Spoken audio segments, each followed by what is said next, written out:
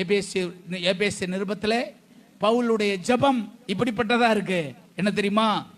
ஆண்டவரே, என்னுடைய ஜனமாகிய இந்த மக்கள் நீர் ஐஸ்வர்யமுள்ள தேவராய் இருக்கிறபடினால் உம்முடைய ஐஸ்வர்யத்தின்படி சகல பரிபூரணத்தாலும் இவர்கள் நிரம்ப வேண்டும் என்று சொல்லி பவுல் தன்னுடைய சபைக்காக ஜெபிக்கிறது போல இந்த இடத்திற்கான உங்க ஒவ்வொருவருக்கும், ஒவ்வொரு குடும்பத்துக்கும் கர்த்தர் இந்த குறைவுகளை மாற்றி நிறைவாக்கும்படியாக உங்களுக்காக ஜெபிக்கிறேன்.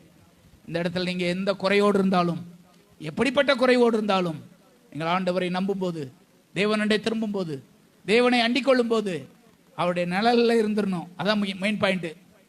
அவருடைய நிழல், அந்த நிழலை விட்டு நீங்க போயிடக்கூடாது. நிழல் பாருங்க, கூடவே இருந்தால் தான் அந்த நிழல் இருக்கும். கூடவே இருந்தால்தான் நிழல் இருக்கும்.